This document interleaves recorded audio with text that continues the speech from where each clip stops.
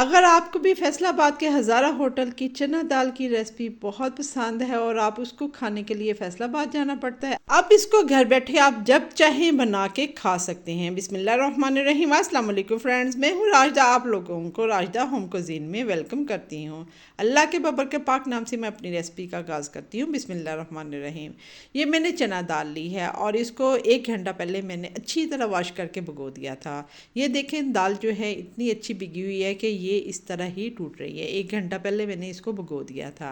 अब हम इसका चूल्हा चला देंगे और इसके ऊपर जो झाग है वो इसको सारी को हमने निकाल देना है, क्योंकि अगर झाग इसके अंदर रही तो टेस्ट ख़राब हो जाएगा और वैसा फ्लेवर नहीं आएगा। ये सारी झाग जो है आपने इसकी उतार लेनी है। ये वहाँ के शेफ़ की ऑथेंटिक रेसिपी है जो मैं आप लोगों के साथ शेयर कर रही हूँ।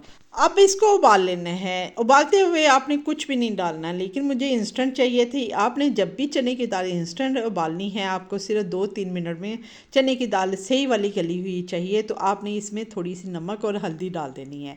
तो आपकी जो दाल है वो खिली खिली भी रहेगी और सही तरह गल जाएगी। और आपने अपनी सेफ्टी के लिए क्या करना है, रबड़ में और इस सुराखों में थोड़ा थोड़ा ऑयल लगा के इसका प्रेशर दे देना है। इस तरह आप रबड़ को जब ऑयल लगा के या सुराखों में ऑयल लगाएंगे तो कुकर में से झाग नहीं निकलेगी और इस तरह आपको कोई ख़तरा नहीं होगा कि आपका कुकर फटेगा। 3-4 मिनट का इसको वेट दे देना है। 3-4 मिनट हो गए। मैंने चूंकि इसको इंस्टेंट गलाया है इसलिए 3-4 मिनट का टाइम दिया है। आप 7-8 मिनट का टाइम देना है। अगर आपको भी मेरी तरह इंस्टेंट गलाना है तो इसमें हल्दी डाल दें, वरना हल्दी भी नहीं डालनी। सिर्फ सिंपल ही आपने इसको बॉईल करना है। थोड़ा सा अगर नमक चाहें तो डाल दें।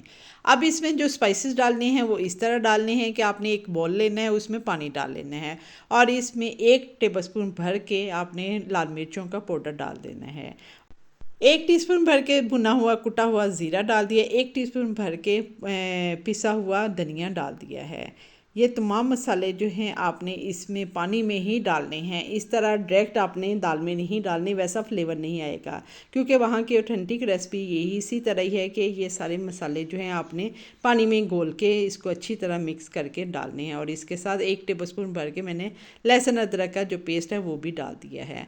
और ये जो मिक्स किया हुआ मिक्सचर है वो इसमें दाल में आपने डाल के अब इसमें थोड़ा सा और पानी डालना है और इसको थोड़ा सा आपने प्रेस करना है। ये थोड़ी सी खड़ी खड़ी है, लेकिन वो थोड़ी सी मैशी भी होती है और खड़ी भी होती है। बिल्कुल मैशी भी नहीं होती और बिल्कुल खड़ी भी नहीं होती। अब इसमें मैं थोड़ा सा पानी डाल के इसको थोड़ा सा और पकाऊंगी। दाल तो हमारी बिल्कुल गल चुकी है, लेकिन ये थोड़ी सी खड़ी है और इसमें पानी जो है ड्राई हो चुका है। अब मैं इसमें एक बाउल भर के मैं पानी डाल रही हूँ। तकरीबन 1 गिलास आपने पानी इसमें डाल देना है, ताकि ये थोड़ी सी ग्रेवी ग्रेवी सी होती है। ये बिल्कुल वो खड़ी खड़ी भी नहीं होती और बिल्कुल मैशी भी नहीं होती। अब इसमें पानी डाल के इसको मैं 5 मिनट के लिए इसको पकाऊंगी, ताकि इसका मसालों का जो कच्चापन है वो भी ख़त्म हो जाए और हमारी दाल जो है वो भी अच्छी तरह मैशी हो जाए। और इसको चम्मच के साथ इस तरह आपने साथ साथ प्रेस करते जाना है। कोई कोई दाना टूट जाए, कोई कोई दाना आपका खड़ा खड़ा रहे। इस तरह आपने सारी दाल को प्रेस कर देना है, मैश भी हो जाए और खड़ी खड़ी भी रहे। इस तरह सारी दाल को आपने करना है और 5-7 मिनट इसको पकाना है, ताकि मसाले जो हैं आपकी दाल के अंदर जज़ब हो जाएं और मसालों का जो कच्चा पान है लहसुन अदरक का वो भी ख़त्म हो जाए। ये जी 5-7 मिनट पकाने के बाद हमारी दाल इस तरह की हो गई है। माशाल्लाह हमारी दाल जो है बिल्कुल तैयार हो गई है। अब इसमें बघार लगाना है। बघार लगाने से पहले 2 स्पाइसेस और भी आपने डालने हैं। 1/2 टीस्पून इसमें काली मिर्च डालनी है, थोड़ी सी कुटी हुई हो, थोड़ी सी पिसी हो, और 1/2 टीस्पून मैंने इसमें गरम मसाला डाल दिया है। और अब इन सारी चीज़ों को आपने मिक्स कर लेना है, अच्छी तरह इसको मिक्स करना है। ये चीज़ें जो हैं गरम मसाला और काली मिर्च जो है आपने एंड पे डालनी है। पहले डाली तो दाल का जो कलर है वो ख़राब हो जाएगा, अच्छा नहीं रहेगा। अब दाल हमारी तैयार होगी। अब इसका बिगाड़ तैयार करना है, जिसके लिए हम वहाँ जाते हैं हज़ारा होटल में। अब आप इस दाल को घर में बना सकते हैं, कोई मेहनत नहीं है, कोई स्पाइसेस नहीं है, कुछ नहीं है, सिंपल चीज़ें हैं। और वहाँ के शेफ़ की जो ऑथेंटिक रेसिपी है मैं वो आप लोगों के साथ शेयर कर रही हूँ। एंड पे जब आपने सर्व करनी है, जितनी आपने सर्व करनी है उतना ही बघाड़ लगाना है। सारी दाल को आपने हम जैसे घरों में बघाड़ लगाते हैं, तड़का लगाते हैं, वैसे नहीं लगाना। अब मैंने इसमें मक्खन डाल दिया है और देसी घी डाल दिया है। अगर आपकी जेब इजाज़त नहीं देती तो मक्खन तो लाजमी है। मक्खन की वजह से ही वहाँ का फ्लेवर जो है इस दाल का मशहूर है।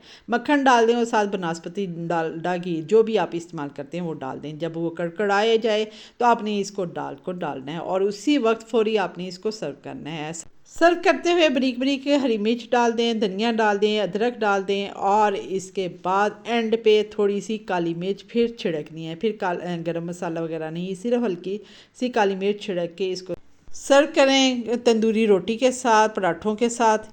है कोई मुश्किल, कितनी इजी है। आप लोग इसको बना के मुझे फ़ीडबैक देना है, जिन्होंने वहाँ से खाई हुई है इसको भी बनाएं और मुझे बताएं कि ये कैसी है, वैसी है कि नहीं, उससे भी ज़्यादा अच्छी लगेगी। उम्मीद करती हूँ ये मेरी रेसिपी आपको पसंद आई होगी। पसंद आए तो मुझे फ़ीडबैक देना है। अपने प्यारों का ख्याल करें, हेल्दी चीज़ें खाएँ बजट में रहते हुए। जितने में एक बंदे ने खानी है पूरी फैमिली इसको घर में बना के खा सकते हैं। मुझे आप लोगों के फीडबैक का इंतज़ार रहेगा। अब राजदा होम कुज़ीन को दुआएं देते इजाज़त दें। इंशाल्लाह नेक्स्ट अच्छी सी रेसिपी के साथ मिलेंगे जो इजी भी हो और बजट में रहते हुए। अपने प्यारों का ख्याल करें, हेल्दी चीज़ें खाएं। अल्लाह हाफिज़।